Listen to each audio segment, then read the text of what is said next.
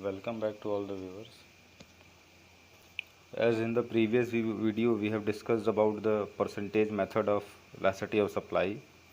So in this video, we will carry forward towards our next method, that is point or geometric method for the measurement of elasticity of supply. So heading towards the topic. So the method is point oblique geometric method. So the formula of point or geometric method is ES is equal to lower segment of supply curve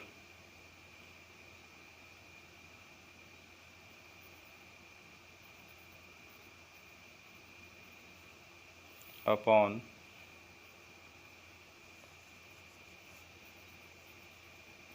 upper segment of supply curve.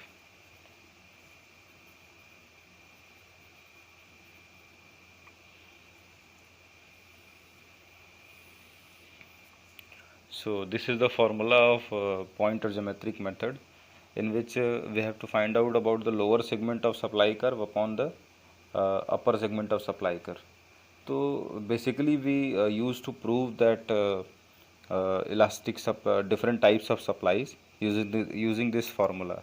So first and foremost, we will start with the first part, that is the elastic supply. Now we have to prove that whether elastic supply is actually elastic supply and why it is elastic supply. So first and foremost, we would write elastic supply.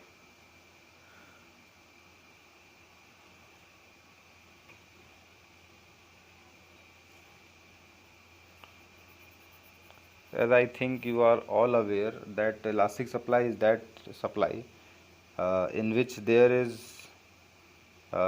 change in price is less than the change in the quantity demand, or we can otherwise say that the percentage change in price is less than the percentage change in quantity supplied.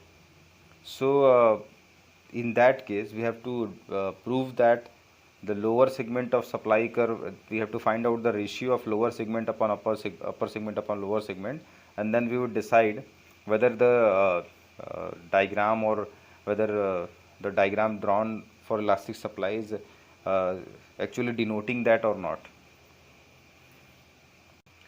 So first and foremost, we will draw a diagram of elastic supply that is like this.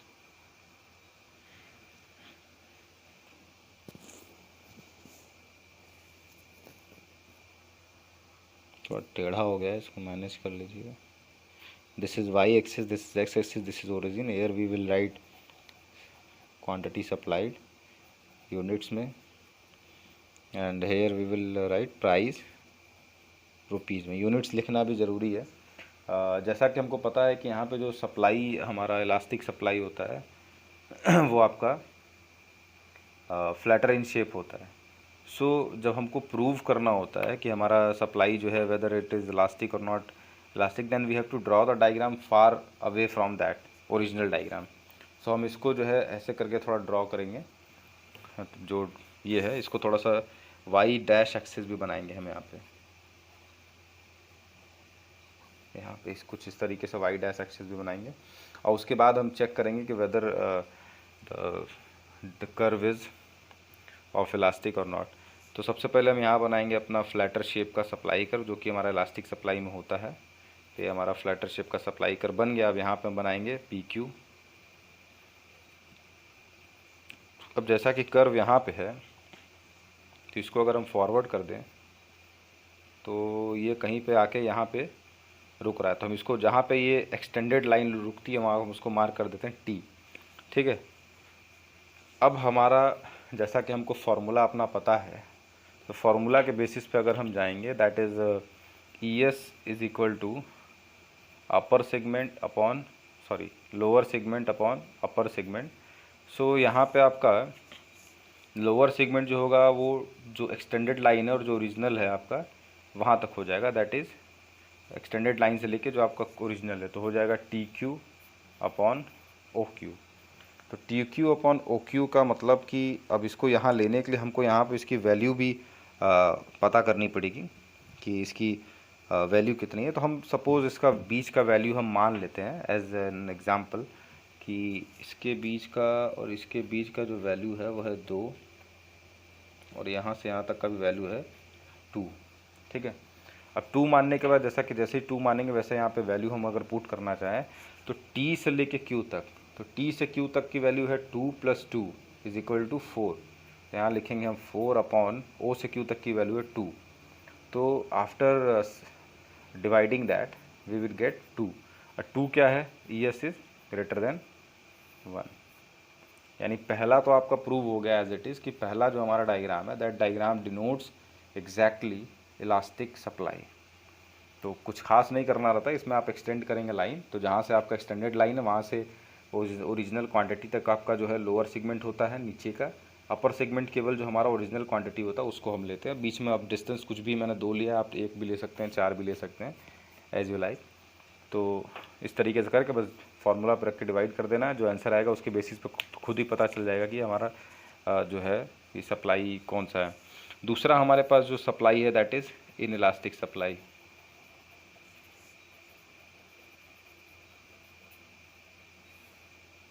अब in elastic supply में क्या है, यहाँ पे भी हमको diagram देखना पड़ेगा, उसके बेसिस पे हम पता लगाएंगे। तो ये हमारा डायग्राम हो गया, मार्किंग जो ऊपर की वही मार्किंग सेम नीचे भी रहेगी, तो मार्किंग में कोई खास चेंजेस नहीं है। हम यार सीधा सीधा डायग्राम ही देख लेते हैं। जैसे ऊपर वाला ये हमारा शेप था, फ्लैटर शेप था, FL है ये फ्लैटर था। तो यहाँ पे जो शेप होता है वो स्टीपर होता है, कुछ इस तरीके से होता है। ये हो गया हमारा SS। तो जो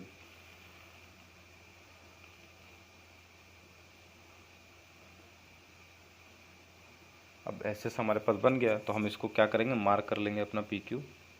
ये हमारा P हो गया, ये हमारा Q हो गया, तो इसको मार्क कर लेंगे। अब जैसा कि हमने डिसाइड किया है कि जो हमारा जहाँ पे सप्लाई का एज जो होगा वहाँ से हम एक डॉटेड लाइन खींचेंगे जो कि इसको जहाँ पे टच करेगी उसको मार्क करेंगे T। ठीक, और जैसा कि डिस्टेंस हम लोग पुराने वाले डायग्राम में लिए हुए थे, जो डिस्टेंस हमने यहाँ पे लिया हुआ था OQ वाला, O से Q तक का डिस्टेंस 2 था, तो यहाँ भी O से Q तक का डिस्टेंस क्या हो जाएगा 2।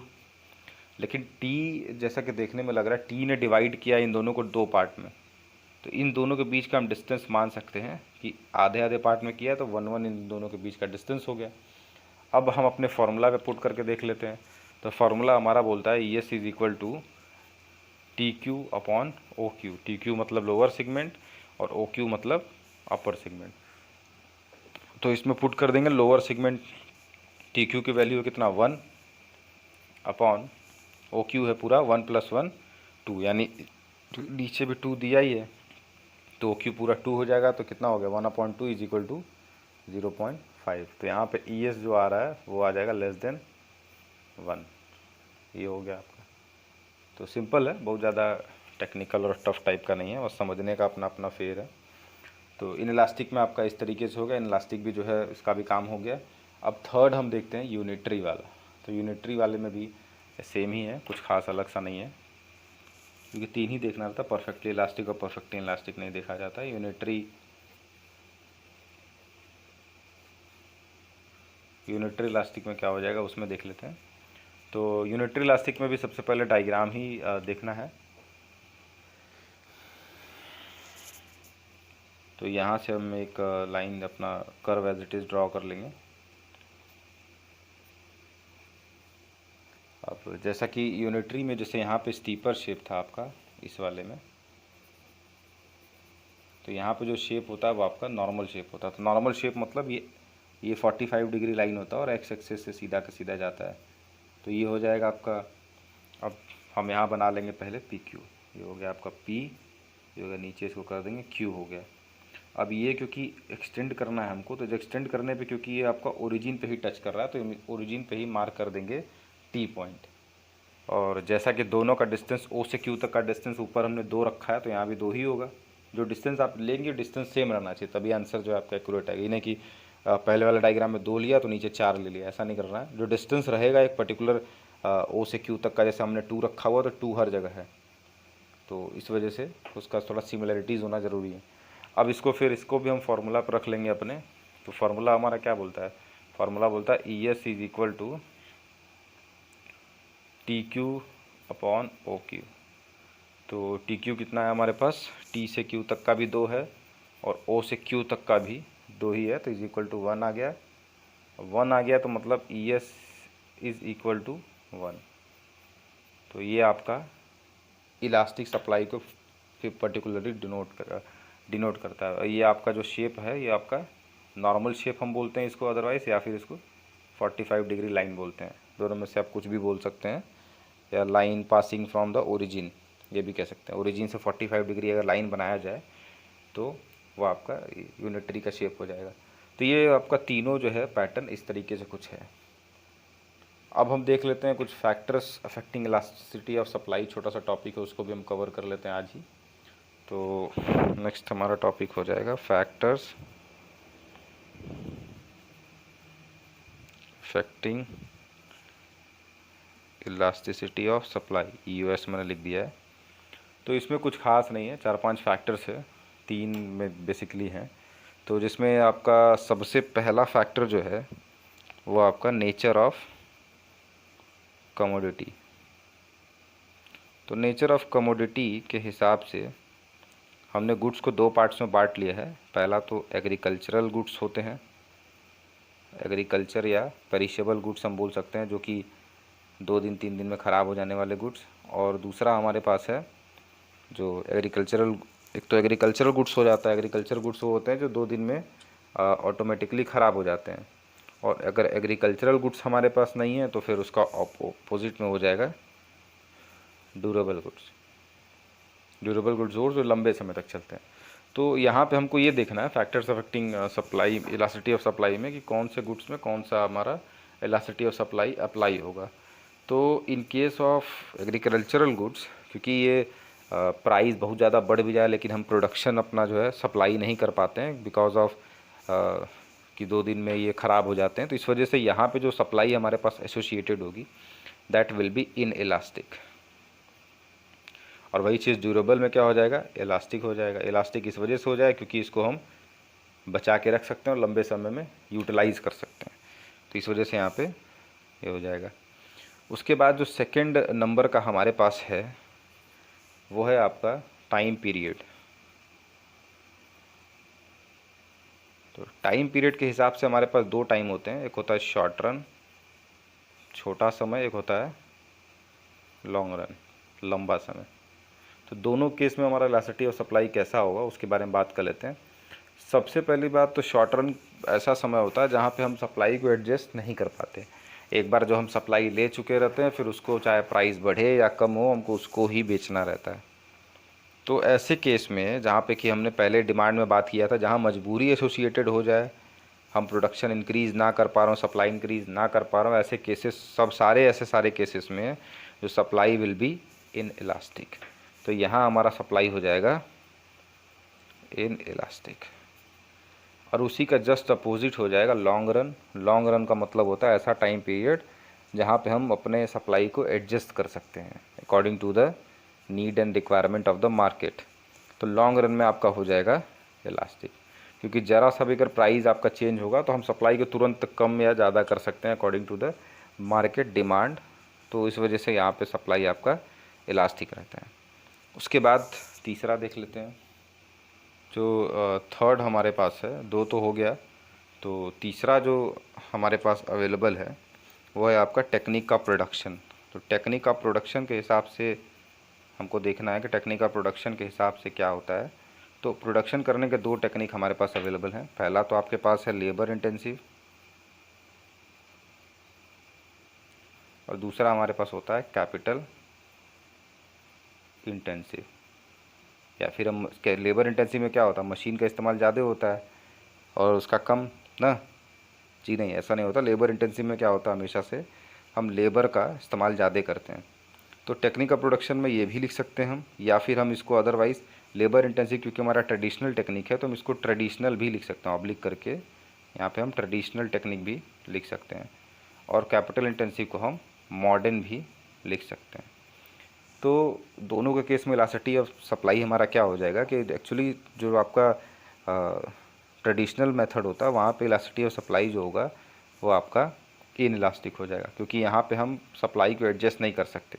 बट मॉडर्न टेक्निक अगर हम इस्तेमाल करें, कैपिटल इंटेंसिव टेक्निक्स है हमारे पास, तो उस केस में हम सप्लाई को फुल्ली एडजस्ट कर सकते हैं, इसलिए यहाँ पर हमारा सप्लाई क्या हो जाएगा, इलास्टिक हो जाएगा।